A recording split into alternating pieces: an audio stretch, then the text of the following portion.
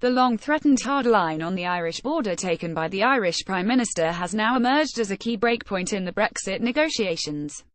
Taoiseach Leo Varadkar made it clear last Friday in a Sky News interview that Ireland will veto next month's potential move to trade negotiations unless he is given written assurance of no hard border between Northern Ireland and the Republic of Ireland.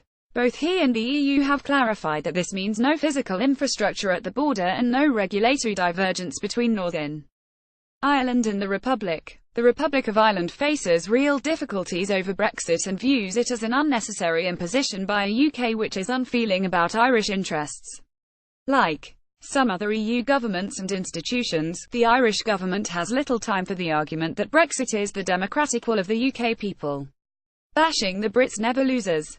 Votes in Irish elections and the threat of an imminent election in Ireland hardly helps matter. Crucially, the Irish government recognises that its influence on the Brexit negotiations will rapidly diminish once the Brexit negotiations move to the Stage 2 talks on trade. It did well in getting the border issue included as one of 3 priorities in the Stage 1 divorce talks within the Brexit process, and is now attempting to maximise its leverage before it disappears. The Irish government and Northern nationalists have made much of a reimposed border as a threat to peace. Former British Prime Ministers, keen to preserve the legacies over the Good Friday Agreement, have contributed to this, and the British and Irish media have been happy to accept this view with little question. The EU are also easily impressed. No one wants to be blamed for reigniting the Ulster Troubles.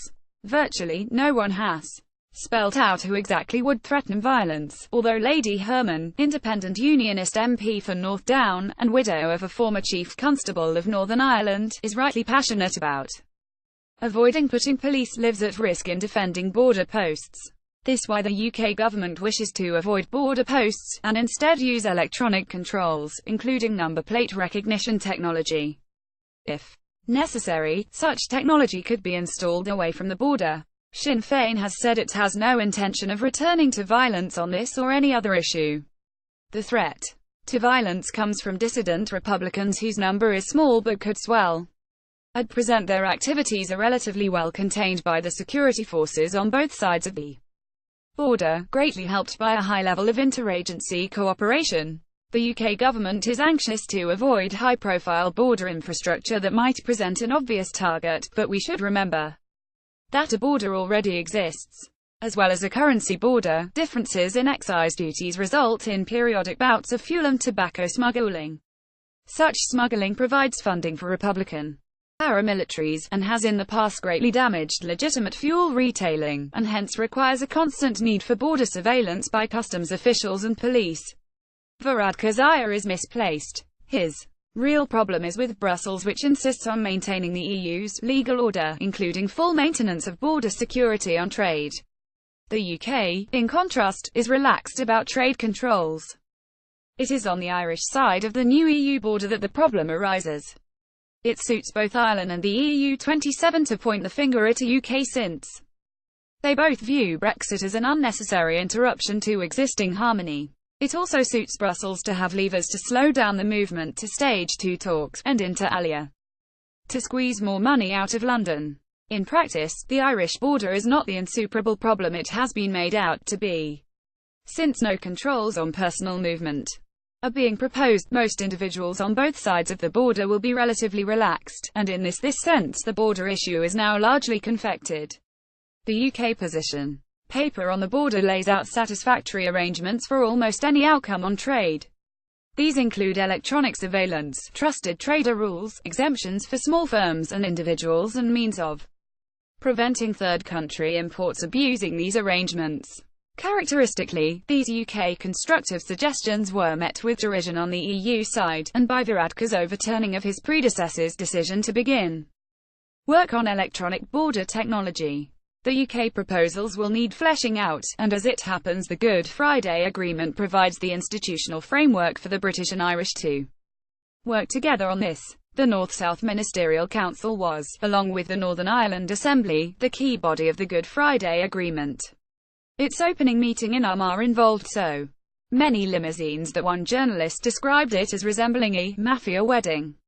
Although the NSMC was designed to deal with such issues, the current lack of a Northern Ireland Assembly and hence dormant ministers, presents an impediment. Ireland would need to agree that the British government ministers, currently de facto administering Northern Ireland, could stand in. Irish arguments that a range of NSMC decisions on cross-border cooperation depend on mutual membership of the EU, looks like making surmountable technical difficulties into an impasse. Not for the first time Varadkar's grasp on the meaning of the Good Friday Agreement seems weak. Whatever the institutional context, the Irish government needs to sit down with its British counterparts to work out how to arrive at the light border which both sides desire. Since the British government, and its DUP supporters, are sincere in their desire for a minimal border, it should not be impossible for the Irish to accept detailed negotiations in place of its veto.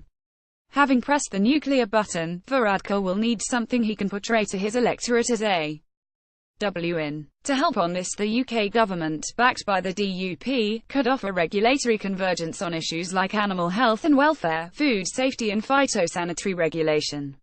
Northern Ireland already has high standards on food safety and animal health and welfare and will need to keep up with changes in EU regulations to maintain its exports to the Republic of Ireland and other EU 27 markets.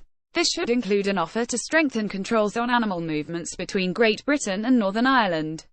Although a border on the Irish Sea is a neuralgic issue for the DUP, controls on animal movements are already in place, for instance for rabies control, and have from time to time been tightened during outbreaks, such as foot and mouth. They introduce no new matter of principle and would attract wide support in GB and among Northern Ireland's farmers and food producers. Senior Labour Party figure Lord Whitty has already suggested this way forward, although in his case within a general Phase 2 settlement of border issues rather than to break a Phase 1 logjam.